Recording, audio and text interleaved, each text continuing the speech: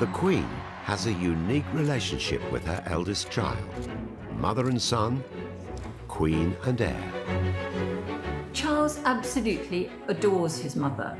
It's not an emotionally close relationship, but it is enormously close nonetheless. Bonds between mother and son are crucial. She wasn't always there. Charles's first steps, Charles's first words, Charles's first everything. But this one is critical to the stability and future of the monarchy. It was obviously very hard for the Queen to hold this extraordinarily high-powered job and the responsibilities of motherhood. It's a complex relationship. An all-powerful monarch. This was the monarch taking over and said, I insist on a divorce. I see this is ridiculous. And a frustrated heir. What is proposed seems to me like a monstrous carbuncle on the face of a much loved and elegant phrase. Prince Charles has waited decades to fulfill his destiny. I, Charles, Prince of Wales, do become your liege man of life and limb. Charles grew up knowing from a very early age that he was one day going to be king. That was something that was drilled into him. But with the crown, there's a catch. Coming to the throne, of course, it's what he's been preparing for his whole life, but it will always be tinged with huge sadness because it will mean that his mother is dead. So how has the monarch shaped the man who will be king? Charles will come from a completely new perspective. There'll be a smooth transition, but it will be different. And after decades of his mother's reign, what role has Charles forged for himself? He will be the most prepared monarch that this country has ever had. He is an extraordinary force for good, not just in this country, but around the world.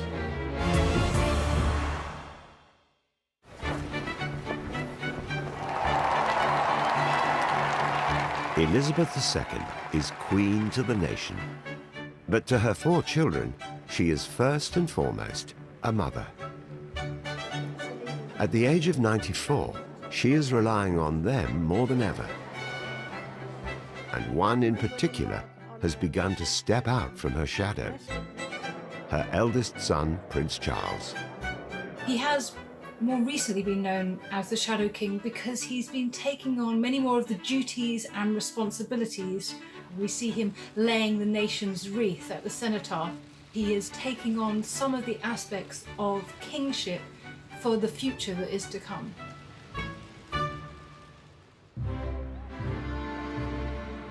The first child of Princess Elizabeth and Prince Philip, baby Charles was always destined to be king. On the 14th of November 1948, he was born Charles Philip Arthur George and instantly became second in line to the throne. His Royal Highness makes his debut before the cameras. His father's delight in his young son is plain to see. They could actually be like a normal family. That's what the Queen kept saying to her friends. You know, I just want to bring him up as normally as possible. But of course, we know that it's impossible to bring up a royal child normally. He was given the title His Royal Highness Prince Charles of Edinburgh, and at 4 weeks old, his parents had him christened in the music room at Buckingham Palace. As the pictures clearly show, he paid no heed to the filming, remaining perfectly calm while the cameras produced the records we've all been so anxious to see. And when the filming was over, along came Nurse Rowe to put His Royal Highness to bed. Biographer Angela Levin, who spent a year following the Prince of Wales in 2018, has since viewed this footage as an early sign of the challenges the Queen would face as a first-time royal mother. You would think that it would be such an emotional moment. Here's the heir to the throne, that she would absolutely want to spend some private time with him, holding him, caressing him, maybe even shed a tear. But no, the Queen had to maintain her dignity. It's not that she loved him less, it's just that she most certainly would not show it in public because it wasn't the done thing to do. In 1951, King George VI, Elizabeth's beloved father, passed away. At just 25, she became queen. Signs of the deep mourning into which the nation had been plunged were to be seen everywhere. We all believed that his health had been improving, a fact that added weight to the blow when it fell. At the time of Elizabeth's accession, she also had a 2-year-old daughter, Anne. But the spotlight was on 3-year-old Charles, now heir to the throne. The dutiful queen soon felt the harsh realities of being both a monarch and a mother. When the Queen came to the throne, it was a man's world. The 1950s, post-war, there was a real demand for women to go back to the home. Even though women were working, this is a problem because the Queen, she is head of state and she also has 2 children, so there are a lot of demands upon her.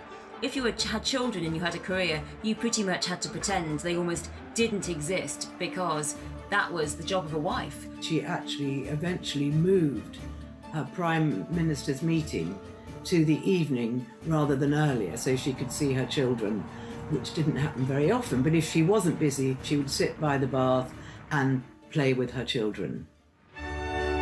Queen Elizabeth's coronation took place in June 1953 in a lavish ceremony at Westminster Abbey. Charles was just 4 at the time, but more than half a century later, speaking for his mother's 80th birthday, he could still remember that day. I have vivid memories of the coronation, of my mother coming to say goodnight to my sister and me while wearing the crown so that she could get used to its weight on her head before the coronation ceremony. Of thousands of people gathered in the Mall outside Buckingham Palace chanting, "We want the Queen," and keeping me awake at night. He was very excited and he'd been promised a party with all his friends after the coronation. So the Queen came to say hello to all his friends in the upper rooms of Buckingham Palace after the coronation. She came in all her finery and her robes. Footage from soon afterwards showed the new monarch successfully balancing motherhood with her royal duties. Many carefree and touching moments were caught on camera during summers at Balmoral. It became a sort of wonderful time for the children there. They loved the open spaces. They could run, they could horse ride. They also used to do an awful lot of barbecues, with Prince Philip being in charge of the barbecue. But the Queen was fiercely dedicated to her new role, even if that meant spending long periods of time away from her young son. She wasn't always there as and when she would have liked to be. Charles's first steps, Charles's first words, Charles's first everything took place when she was abroad doing her duty. The Queen's dedication to her royal role, particularly in those early years, had an inevitable impact on her family life and the bond with her young son. Growing up, there wasn't a particularly close relationship between Charles and his mother. And I think probably on more occasions than not, he probably looked at her as the Queen rather than his mother. It was probably quite difficult to distinguish between the 2 different roles. While away on royal duties, the Queen, like her own mother, would rely on outside help to raise her children. The nannies did most of the care, if not all of the care, and he lived with the nannies on the nursery floor at Buckingham Palace. Really, it was the nannies that were closer to him than anybody else. These female figures would become significant to Charles throughout his life. Scottish nanny Helen Lightbody worked for the family between 1948 and 1956.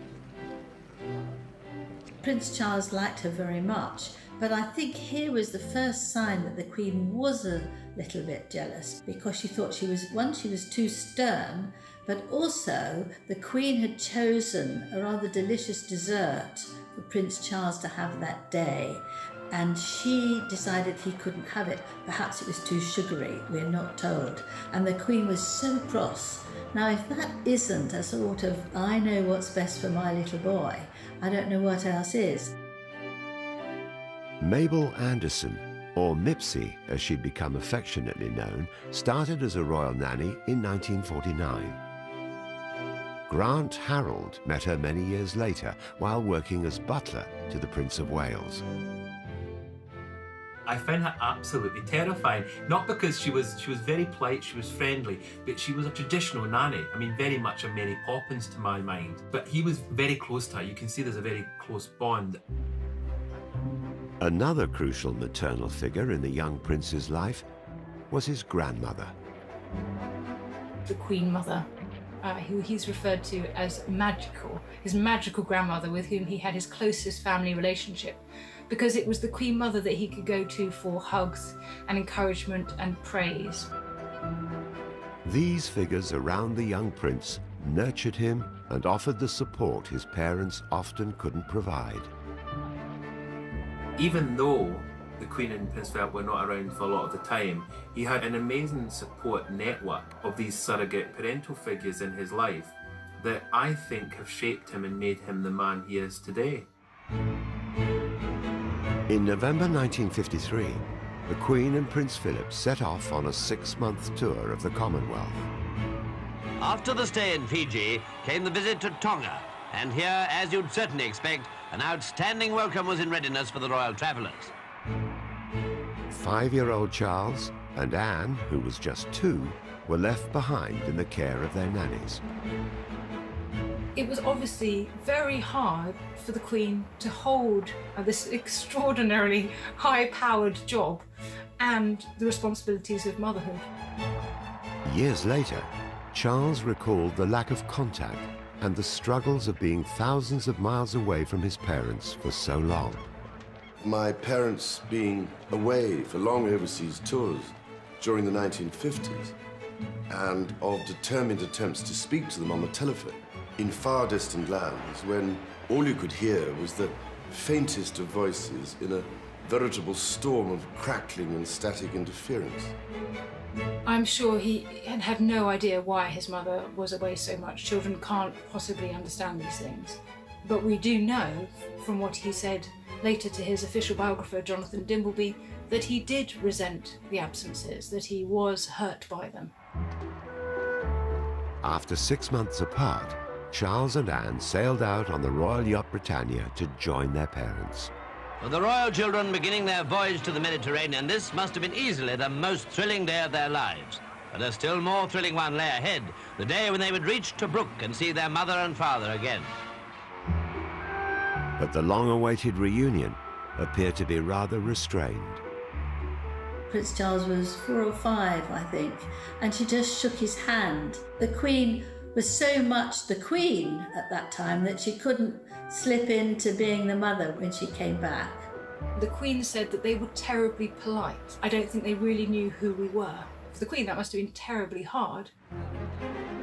In recent years, the prince has opened up about his mother's absence during his childhood. He's spoken since about the fact that he found his parents emotionally reserved, that he was yearning for a sort of affection from them that they were unable or unwilling to give. They weren't the people to whom he could turn for that. Prince Charles was left out of the feelings of that most children really need when they're part of a family. It's taken him, I think, decades to get over it. But the prince's candour about his mother may have pushed them further apart. The Queen really cares about being a mother, and some of the complaints that have been made about her parenting style, many of which have come from Prince Charles over the years, have, I think, hurt her really badly. If Charles's early childhood was a challenge, life was about to get even tougher.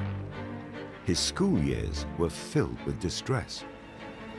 And there were lots of stories how he would, clutch his teddy bear at night time and cry himself to sleep. And drama.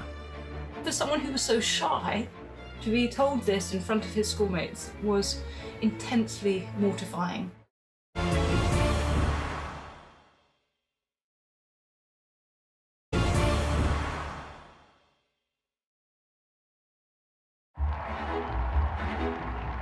The Queen's decisions about young Charles would become vital to the future stability of the monarchy. The Queen was just 27 when she was crowned. Her experience of being a young monarch meant she wasted no time preparing Charles for kingship. There was every expectation that the same might happen to Charles as had happened to the Queen. They had to be ready for any eventuality. So Charles was being trained, if you like. Charles grew up knowing from a very early age that he was one day going to be king. That was something that was drilled into him. There was extra schooling, and that was the mentoring from his mother, the preparation to one day become sovereign. The Queen had first-hand experience as an heir, but it was Prince Philip who seemed determined to take the lead on Charles's development. The Queen was the head of the Commonwealth, the number one person in the country, but Prince Philip was the head of the family. Prince Philip was a good father. He read to him, he opened his eyes to the countryside, he loved the physical side of being a father, the rough and tumble of it all. The Duke, who'd served as a Navy commander, took a no-nonsense approach with his son. Prince Philip was almost a bully to him and criticised him, and because in his view a boy or a young man, liked rugby and football and cricket. They weren't interested in nature and butterflies and talking to flowers. He did think Charles was a bit of a wimp. Charles was very shy, he was sensitive.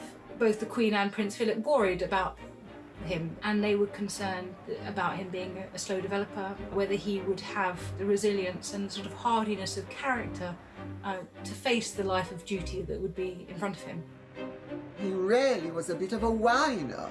He was always whinging and whining as a child, as a teenager, in his 20s, even into his 30s. If Charles was around, a moan was not far behind. Prince Philip had very set ideas about Charles's education. The Queen had been privately tutored, but the Duke wanted him to experience life outside palace walls.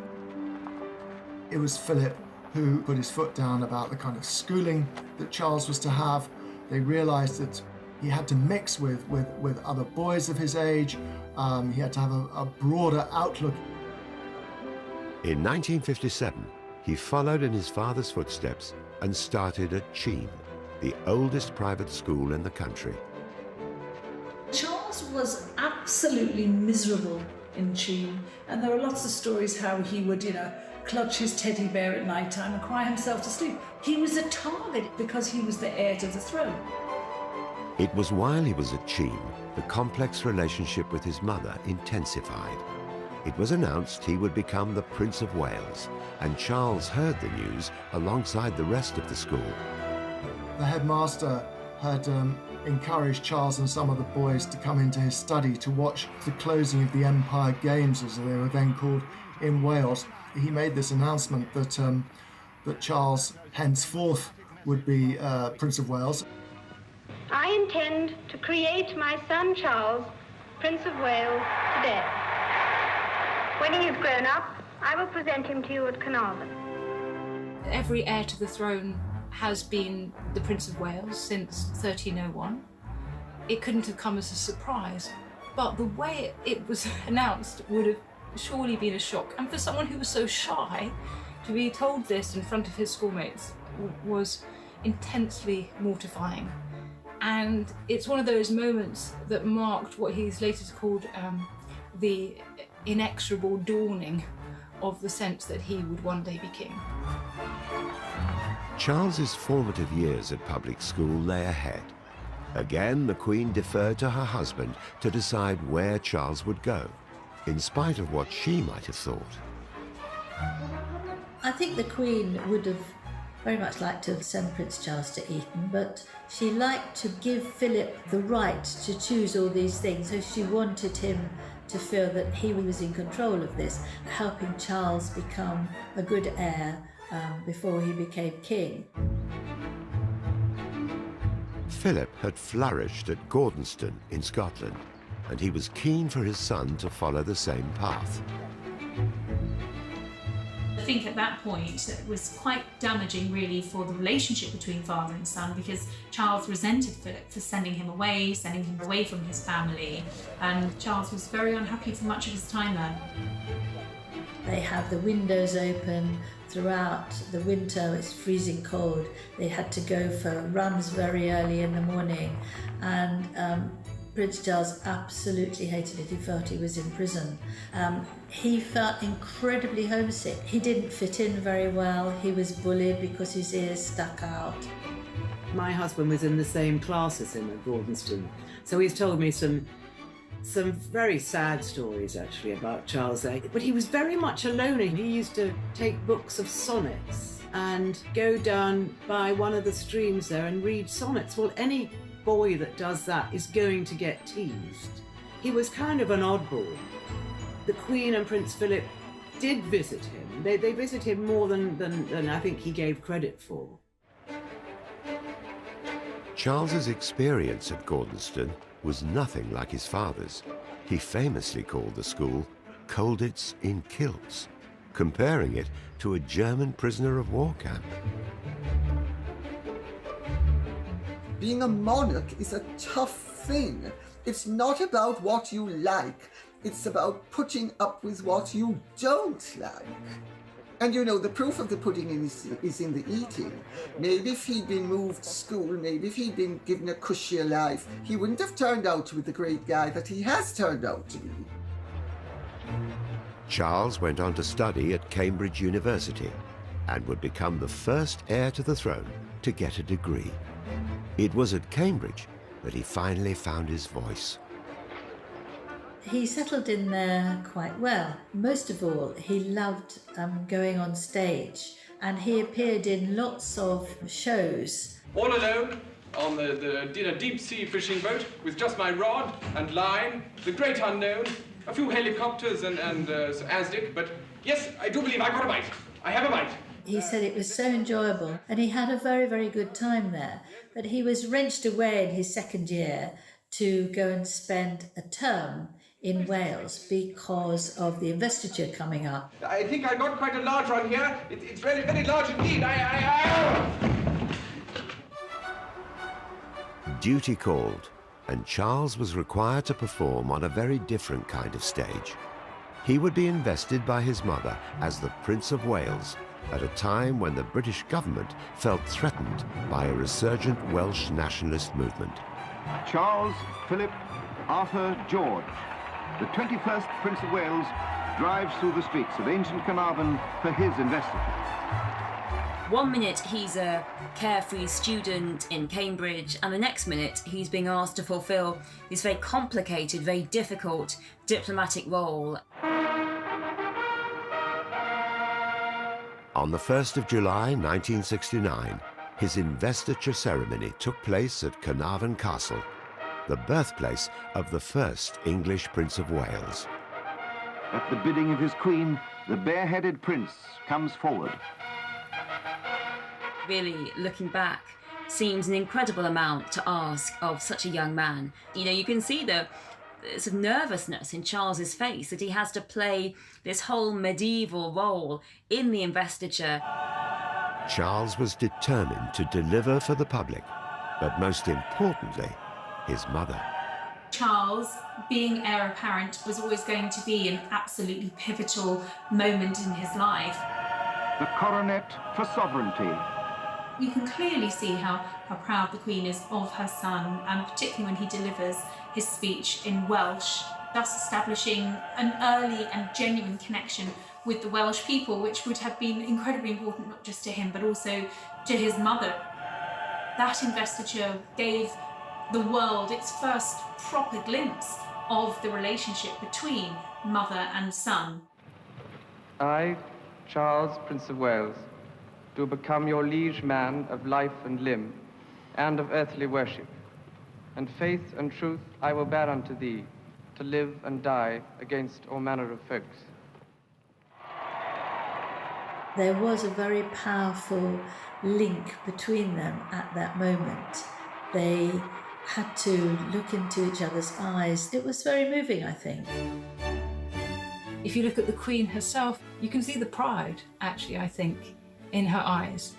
He was devoted to his mother from the very beginning. But this is a formal moment at which to acknowledge, to be her liege man of life and limb. It's quite something, and I think it was a very moving moment for him. You don't see the devotion very often, and I think in that ceremony you actually did. Charles absolutely adores his mother. It's not a physically close relationship or an emotionally close one, but it is enormously close nonetheless.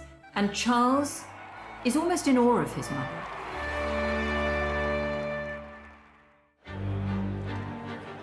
The Queen had never been prouder of her son, the heir.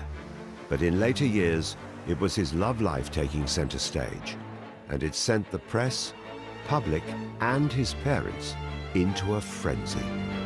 The monarchy was going through a really, really rocky time. What Charles and Diana were doing by being at war with one another was splitting the country.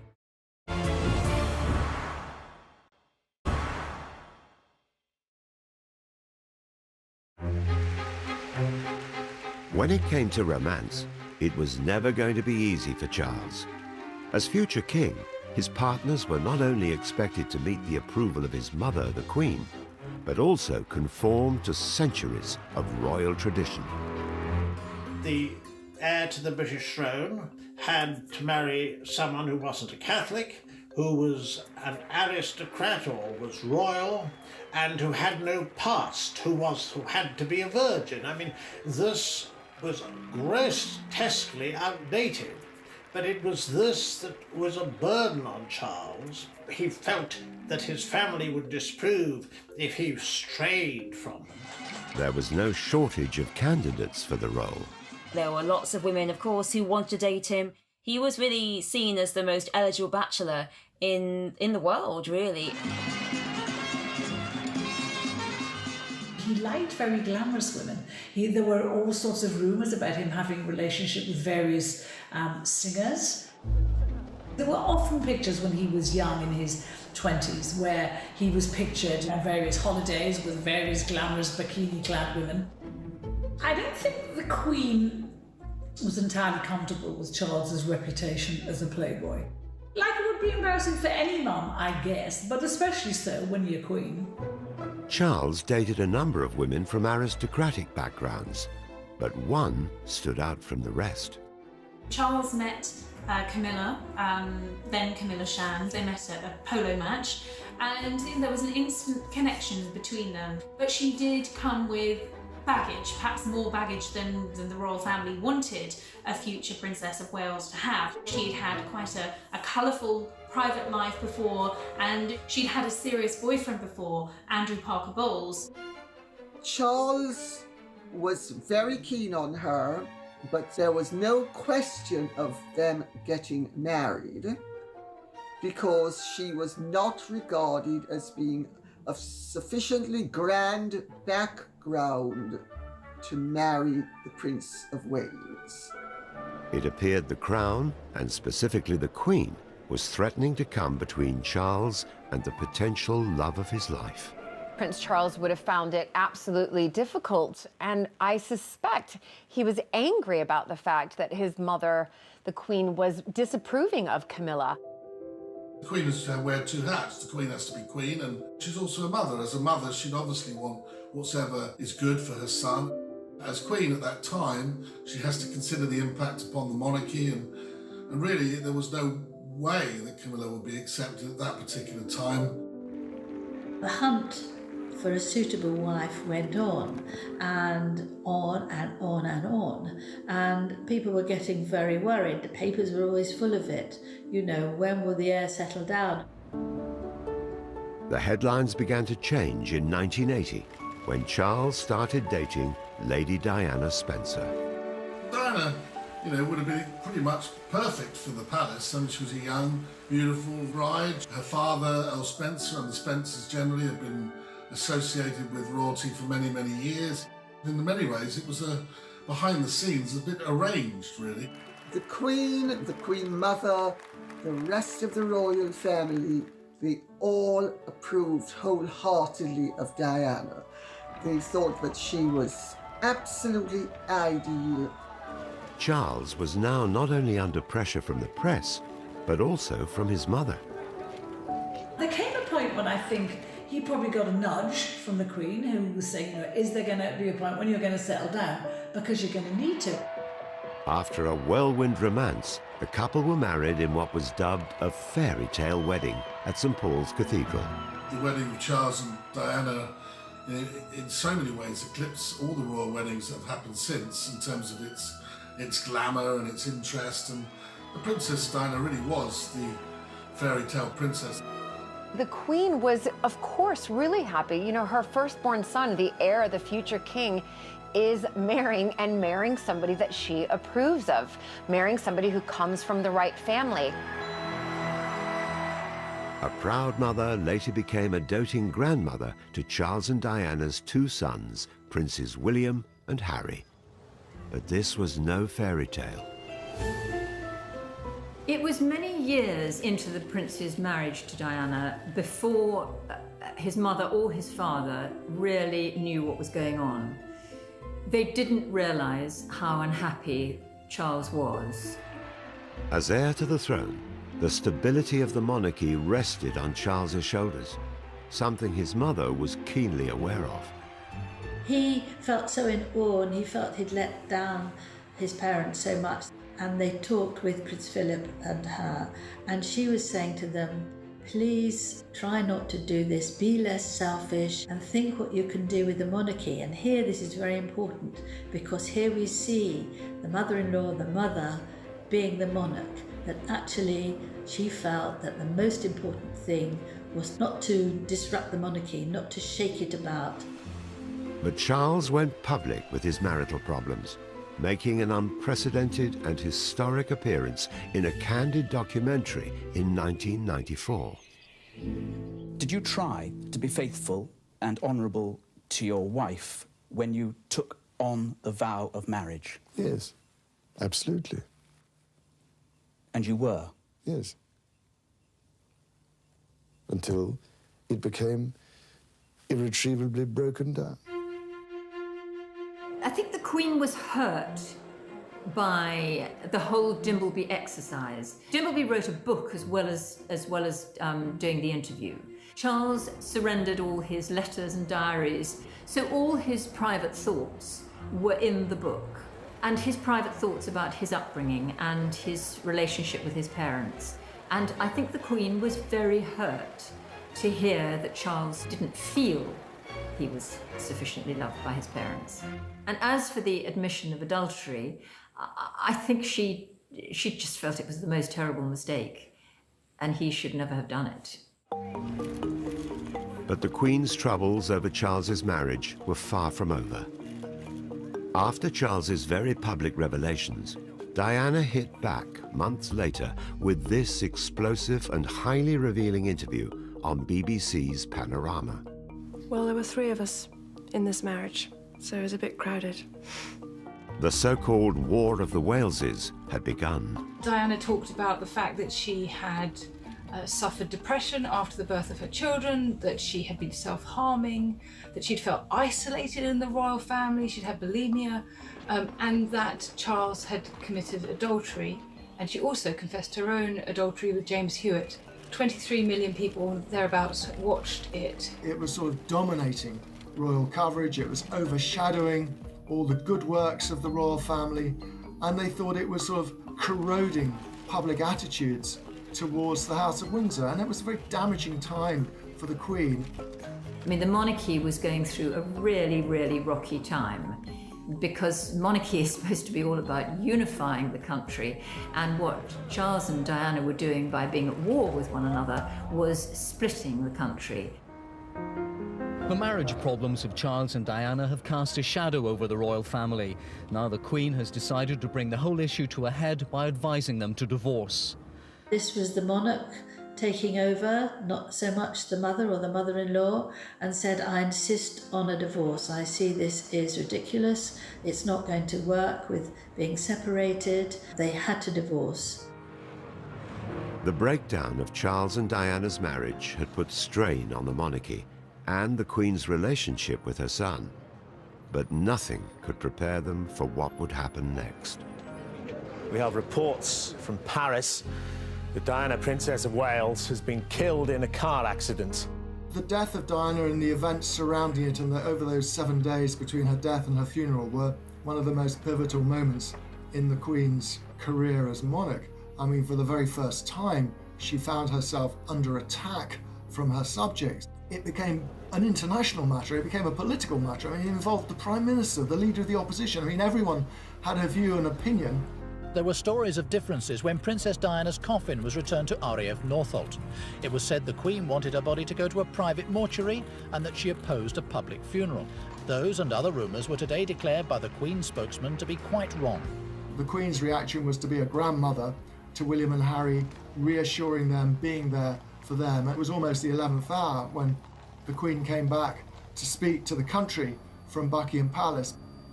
I, for one, believe there are lessons to be drawn from her life and from the extraordinary and moving reaction to her death.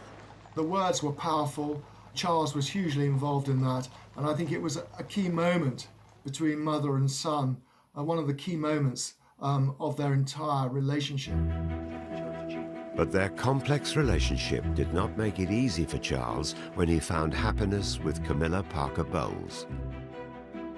After Diana, she was banned from the palace for a while, Camilla, because this woman who had cheated with her son on her then husband, who was Andrew Parker Bowles, was the Queen Mother's godson. So the Queen did not want her around, not at all. There was real animosity from the Queen towards Camilla. She called her a wicked woman. She refused to see her, and that continued for a very long time after Diana's death. It's not just Charles's love life that has caused rifts between him and his mother over the years. The Queen has always kept her views to herself, but Charles hasn't always followed her example. We know Prince Charles's views on virtually every subject under the sun. What's going to happen when he becomes king?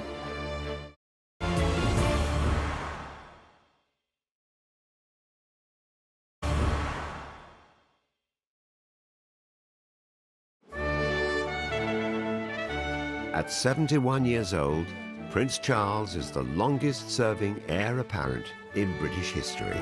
When he takes over from his mother, he will be the oldest king ever crowned.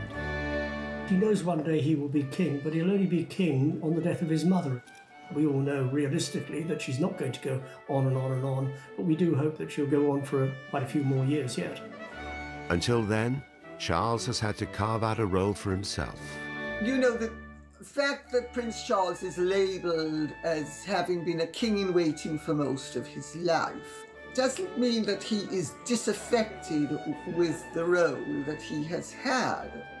He has had a golden opportunity, which he has grasped, of creating a very expanded role for the Prince of Wales. Charles's actions and words have left the world in no doubt about many of his opinions, making it quite apparent that despite both being destined to reign, he and his mother are very different people. Charles, expresses himself much more emotionally than the Queen ever does. He cries at pieces of music. He loves the ballet. He loves opera. The Queen doesn't really share all those things with him. He's also a cultivated man. He's a painter. He paints watercolours, quite good ones actually. He likes gardening, he likes classical music. I mean, he reads widely. He is a man who has educated himself widely and is therefore quite wise. And although we don't know whether the Queen accords with any of these interests, her interests tend to be more sort of horses and dogs. The Queen has always been very thrifty. You know, we've seen her breakfast table with Tupperware boxes on it, and we've seen her 3-bar electric fire that heats her palaces. Prince Charles is very different. He leads a much more extravagant lifestyle. He loves luxury. He likes things being just right. It's not just their interests and personalities that differ. Charles and the Queen are very different in one particular way, which is that the Queen has been a model of discretion. We don't know her political views. She has kept a determinedly neutral stance, whereas we do know quite a lot of the political views of Prince Charles. The difference is that the Queen has always kept her feelings to herself, whereas Prince Charles doesn't hold back.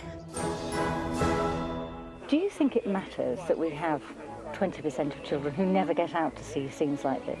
That is worrying, I think. And so it helps enormously, I believe, if children can have this connection by growing something. It's often said that the mantra of the royal family is never complain, never explain. This has been the Queen's approach for nearly 70 years. But she is the monarch, and Charles is not. Until he takes the crown, he's had a different approach to his mother. He has intervened, perhaps most famously, of course, on architecture, and he gave a series of very dramatic speeches in which he pretty much spelled out his opposition to modern architecture. But what is proposed seems to me like a monstrous carbuncle on the face of a much loved and elegant friend. He's probably said the sort of things that we would say, but nobody would take any notice. He was instrumental in the extension to the National Gallery, and what there is now is very pleasing. He was instrumental in getting the plans for Paternoster Square around St Paul's Cathedral changed, and it's terrific round there. Can you imagine half the horrendous tower blocks we would have had in this country had Prince Charles not put his foot down? I mean, modern British architecture in England is pretty pathetic. And I say that as somebody who studied art for 11 years. From architecture to the environment, Prince Charles has never hidden his thoughts and opinions. Ladies and gentlemen, the battle against climate change is surely the most defining and pivotal challenge of our time. We know Prince Charles's views on virtually every subject under the sun. What's going to happen when he becomes king? Is he suddenly going to adopt some sort of monastic silence and sit on the fence? Prince Charles has been somewhat of a visionary. He's talked about the dangers of plastic in seas, the environment, keeping nature alive and well, which is not any of the things that particularly interests the Queen. They're very diverse on that. What if the people don't like what they see? I knew you were going to ask that. Those opinions have not only made him an outspoken Prince of Wales, but according to some, also affected his relationship with his parents, particularly his mother. He annoyed his parents. Actually, they felt he was weak. They felt they couldn't trust him to be king, that he had all these funny ideas about spiritualism and plastic in the sea. Increasingly, people start talking about Charles as a bit eccentric. There are cartoons of him talking to his plants and thinking too much about his plants. But perhaps most controversially, Prince Charles has waded into the world of politics. Over the years, he's written numerous letters to government ministers and politicians, something his mother would never do. Well, the Queen has always kept her feelings very private, particularly any political feelings. You know, we have had a greater insight into the workings of the mind of the Prince of Wales, largely down to letters that he handwrote to MPs. They became known as the Black Spider Memos because his very distinctive, long, spidery writing. He would quite often take ministers to task privately about many issues. As monarch in waiting, Charles has used his role to find a voice. I think throughout his life, Charles has demonstrated an extraordinary ability to care about things that matter. So he cares very much about sustainability, about climate change issues, ocean pollution, deforestation. And it's important that somebody in a key position takes an interest in that, because they take an interest and other people will listen. People in power will listen. People in government will listen. The Prince of Wales has used his position as king in waiting to actually have a very effective role constitutionally. But that's not something the Queen has approved of. Well, I understand that the Queen has viewed his interventions with unease on occasions. She doesn't feel that it is the place of the royal family to take a lead on matters which could be interpreted as political or policy making. When Charles eventually does become king, will he reign more like his mother before him? She has been extremely measured over the years, and where Prince Charles has not been, but then their roles have been radically different. Prince Charles has given private assurances that when he's king, he will not meddle. She knows he will make a good king. King in a different way from how she was queen, but they are very different people, and they represent different times. While his mother is still monarch, the role Charles has made for himself does share one key trait with the Queen. I think for the Queen, everything is about duty. Duty comes first, and that goes back to a bygone time. There's no manual about how a Prince of Wales should spend his life, and in fact, previous Princes of Wales have frittered their time away. Charles has always had a really keen sense of duty. He's been very driven by public service. He carved out this role as a sort of activist Prince of Wales, all for himself. No one who's occupied the title has ever done it before. And I think the Queen was very supportive of all his many initiatives. She's praised his work with the Prince's Trust, for example, on several occasions. The Prince's Trust is a charity founded by Charles. It supports 11 to 30-year-olds who are unemployed and those struggling at school. He cares passionately about people, about the people who one day he will reign over. He cares about their living conditions, he cares about their future, about the future for their children, and he's got a finger in absolutely every pie and has made life so much better for so many millions of people the world over. I don't think he's been doing that to impress his mother. I think he's been doing it because he actually genuinely cares. There are those royals that turn up at their charity events. They just show up, smile, and wave a hand. Prince Charles is different. He is very passionate about the charities that he works with. He knows so much about them. He's very, very involved with them. As well as being a hugely successful charity, the Prince's Trust has also served as an opportunity for a proud mother to publicly reward her son. In 1999, the charity was presented with a royal charter. I would like to take this opportunity to say to you, Charles, how proud I am of everything you have accomplished with the Trust and the way you personally have inspired this organization. The Prince of Wales may have been waiting an extraordinarily long time to take the crown, but for many, this period of waiting has been a benefit. He will be the best prepared monarch that this country has ever had. And he has spent his time in waiting doing really, really good things. He is an extraordinary force for good, not just in this country, but around the world. He has done tremendous sterling work across the board. He has taken full advantage of the fact that he has a very eminent position of influence when he actually had the freedom to intervene, because of course once he becomes monarch he has to be scrupulously neutral, which is not something that came naturally to him. And I suspect when he looks back on his life he's going to realize that it was not a poisoned chalice. Charles only became Prince of Wales because he was the firstborn son and heir to the Queen. Elizabeth is, of course, mother to 3 other royals. She really was able to be a mother to them in a way that it was completely denied to her with Charles. Whereas Prince Charles, grew up knowing that one day I will be the next king, whereas the other three could just relax into it, go to school, in one sense have as much of a normal childhood as one could possibly have in the royal family, but I think much more than Prince Charles himself.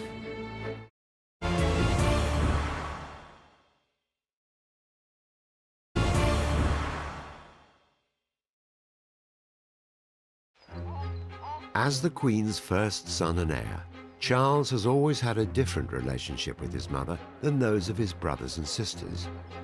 So how did his childhood compare to his younger siblings? Anne, Andrew, and Edward.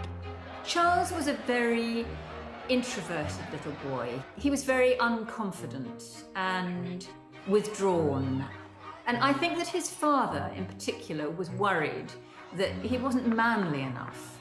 Compared with his sister, Princess Anne, who was 2 years younger than Charles, was a much tougher, more resilient character.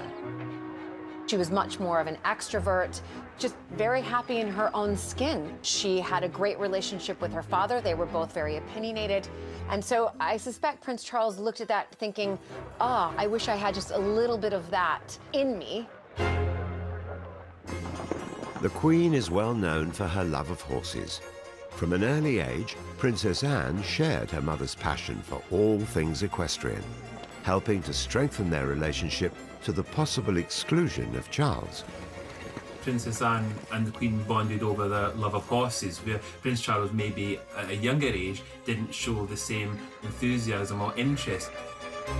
The Queen did teach Charles to ride, but he wasn't a natural like Anne, and that gave Anne and the Queen an opportunity to ride out together and to bond over that love of riding. He didn't have that same maternal bond with the Queen that Anne enjoyed. By the time the Queen gave birth to her third child, Prince Andrew, in 1960, Charles was already away at boarding school. Opportunities for him to bond with his siblings and parents were limited to school holidays. I don't think Charles had much of a relationship with his siblings as he was growing up because he was very rarely there. So he just didn't see them, he didn't have much of a relationship with them. As they were born, quite a long time after him, so he's never been close to them. With Charles spending weeks at a time away at boarding school, the Queen was able to devote more time to her younger sons than she had with him. Don't forget that when she came to the throne, she was young, she was handling an enormous set of new responsibilities being sovereign, and of course coming to terms with motherhood and all of the challenges that entailed. If she hadn't had to become queen, she would have spent a lot more time with Charles, as she did with Andrew and Edward. She would get involved with their education, she went to every single school play. She really was able to be a mother to them in a way that it was completely denied to her with Charles. As future monarch, Charles's childhood differed in one other crucial respect compared to his siblings.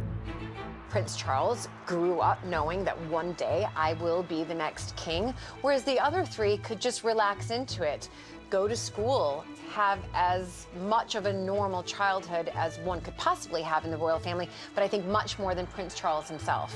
He knew he was different. He was different by his birthright. He was the only one who was born heir apparent. And I think that sense of burden and responsibility rested quite heavily, even on very young shoulders, and just that sense of knowing that he was different. While the Queen has never admitted to having a favourite child, one of her sons is rumoured to hold a higher place in her affections. I think the Queen absolutely has a favourite, and I think it's Andrew, and there's a very good reason for that. Andrew was called the love child in the royal family because the Queen and the Duke were having rumoured problems in their marriage. The Queen's complex relationship with her eldest son Charles has led many to speculate how it affected his own approach to parenting. I think at first, when Prince Charles became a father, he left a lot of the parenting to Princess Diana, and we can see that, the hugging, the laughing, the cuddling that she did. But when Diana died, Charles had to become mum and dad. after her death, it changes completely, and he is very hands-on for those boys and knows that he has to be. He really stepped up that parenting role when he needed to. As Prince Charles's former butler, Grant Harold has witnessed his parenting style up close. He is a fantastic parent, very caring, loving, considerate. As far as where his parenting styles came from, she would have given him some pointers and advice. As a grandmother herself, the Queen now favours a more hands-on role than she did as mum to Charles. The Queen adores all her grandchildren, and she treats them all equally. Maybe William and Harry a little bit more equal than the others. The Queen has always been there for William and Harry. She has an incredibly close relationship with them, as she does with all of her grandchildren and her great-grandchildren. And one of the greatest joys and sources of pleasure in her life now are spending time with her grandchildren and her great-grandchildren, something that she didn't get to do perhaps as much of as she would have liked when she was a mother, because she was busy being Queen. Just as she has mentored Charles to become king, the Queen has also passed on her decades of experience as monarch to his eldest son and heir, William. The relationship between William and the Queen is very strong because, you know, she appreciates that one day he'll be king, and so she will, help him along the way, understanding the way things work. Prince Charles has long been the monarch in waiting, but as the Queen gets older, he's increasingly exerting his authority, with Camilla by his side. Never more so than when Andrew, the Queen's alleged favourite, caused a scandal because of his friendship with convicted sex offender Jeffrey Epstein. Charles's increasing influence became evident during the BBC interview watched by millions. Do you regret the whole friendship with Epstein?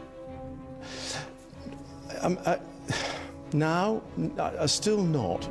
The truth is, it's difficult for a mother to act decisively necessarily with someone she loves. And with Prince Andrew, maybe she was relying too much on what he was telling her about the Epstein scandal.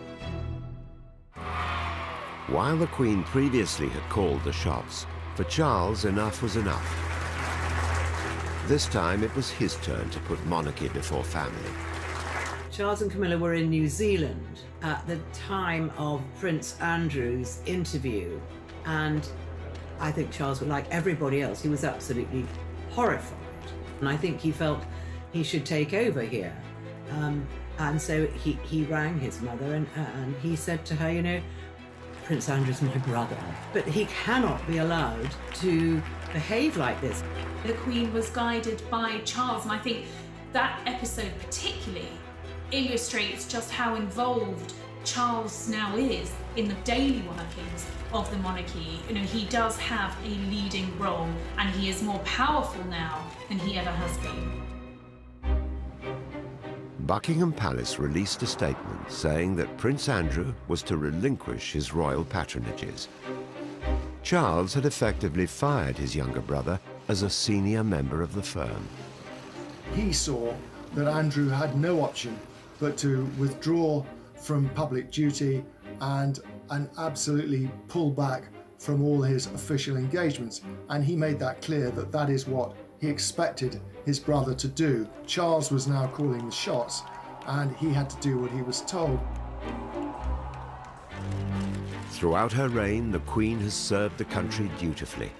But when the time comes for Charles to take over, is the future of the monarchy secure? There was a period when the Queen was concerned about the succession of the House of Windsor.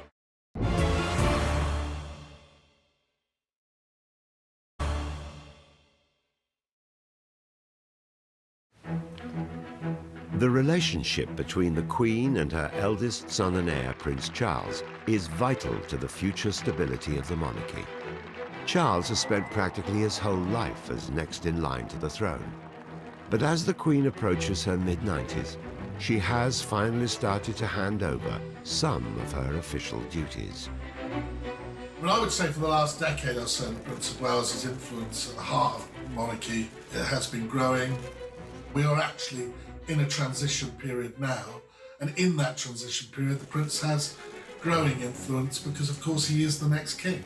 In many ways in this transition the Queen will defer to the Prince of Wales on many issues. Really, things started to change after 2012. After the Queen's Jubilee, she said that she didn't want to do so much of the foreign travel anymore, so Charles took on a lot of her foreign travel. The Duke of Edinburgh is now retired, so Charles is increasingly seeing himself as both the Queen's main representative and also head of the family. You can really see more and more this wonderful relationship between Queen and Prince that's evolved over 71 years and counting and getting stronger and stronger by the minute. We see him at the State Opening of Parliament in 2019. We see him laying the nation's wreath at the Cenotaph for a couple of years in a row on the annual Remembrance Day. And there's a sense in which he is stepping up, that he is taking on some of the aspects of kingship for the future that is to come. When Prince Charles recently became ill with coronavirus, he took the opportunity to reach out to the country in this moving video released by Clarence House.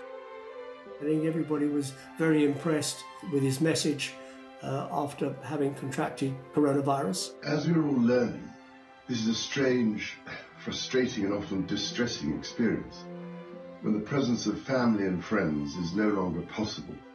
They were very upset that he got it and then he came out of it, that he opened by video link the Nightingale Hospital. This dark time, this place will be a shining light.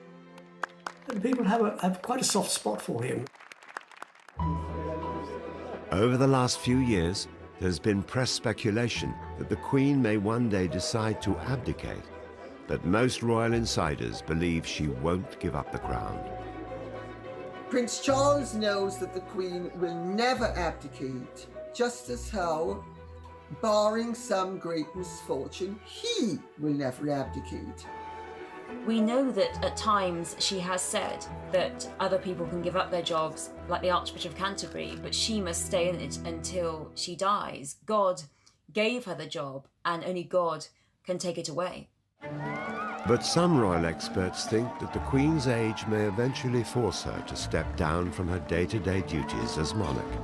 Charles would become Prince Regent, king in all but name. If a monarch is incapable of doing their duty, then the heir can take over and do all the duties that the monarch would do. And there was rumours that the Queen might stand down when she's 95, but actually she seems so strong and confident that she might just carry on. Your Excellency. Throughout her nearly 7 decades as monarch, the Queen has steadfastly avoided controversy. As Prince of Wales, Charles has been more forthright with his public opinions. But that could all change. He knows that he will not be able to make these sort of pronouncements once he becomes king, that he will have to draw back from being a vocal opponent to various things. I think we've seen that recently when he went to Jerusalem and to Palestine and the occupied territories, and he showed his statesman-like role there. Very delicate political situation, but one that he dealt with very well. For decades, we've been used to Charles speaking out on all manners of things, from the environment and conservation and all sorts of other issues. Today, the Northwest Passage is becoming a deeply worrying reality as the results of human activity warm even this remote ocean. It's unlikely he'll be able to make those dramatic speeches that he has in the past, but he'll still communicate with ministers, but it might have to be done a bit more subtly. After the struggles of his childhood, Charles has now finally become accepting of his mother. While the Queen, who has long worried about him, now knows the monarchy is in safe hands. There was a period when the Queen was concerned about the future, but the feeling now is that the succession of the House of Windsor is secure. Queen knows that in her son she has a very stable, certain, confident future king. I think he's learned a lot from his 71 years of life. He's also had to follow the footsteps of the greatest queen this country has ever seen. And he has her as his role model. The Queen and Prince Charles's relationship is better than ever. But as king, could he ever command the same degree of affection from the British public as his mother? Some people don't really like Prince Charles, and they still stand up for the late Princess of Wales. But I think that the majority of people have come around to thinking he's been much underrated, and he actually could do a good job as king. As time goes on, Charles is definitely getting more popular because people can see that he is now so very much helping the Queen. Therefore, because of that role, people are responding much more positively. The Queen and the British public have also come around to the prospect of Camilla alongside Charles on the throne. The Queen recognises how good Camilla is for Charles, and with a stable woman alongside him, the crown is in very safe hands. As king, Charles will follow his mother's example. He also knows the monarchy needs to evolve to survive. Charles has spoken for a long time about having a slimmed-down monarchy, and he will. Charles will come from a completely new perspective. There'll be a smooth transition, but it will be different. I think he will make a very good king. So many things have influenced him, his parents, his grandmother, and I think that all these things have gone to make him a very special man. Well, even from a very tender age, she's always known exactly what to say. The Queen's speeches in Triumph and Tragedy, brand new next Saturday at 9:20. Find out what life's like inside the world's most secretive state. It's Michael Palin in North Korea Thursday at 9. And next, the tales behind the tunes. It's ABBA, secrets of their greatest hits.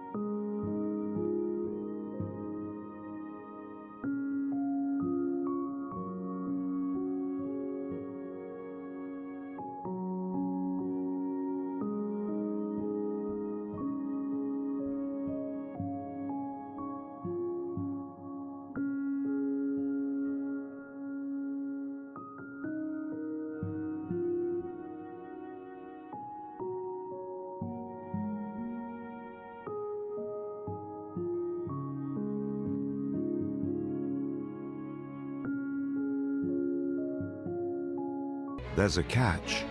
Coming to the throne, of course, it's what he's been preparing for his whole life, but it will always be tinged with huge sadness because it will mean that his mother is dead. So how has the monarch shaped the man who will be king? Charles will come from a completely new perspective. There'll be a smooth transition, but it will be different. And after decades of his mother's reign, what role has Charles forged for himself? He will be the most prepared monarch that this country has ever had. He is an extraordinary force for good, not just in this country, but around the world.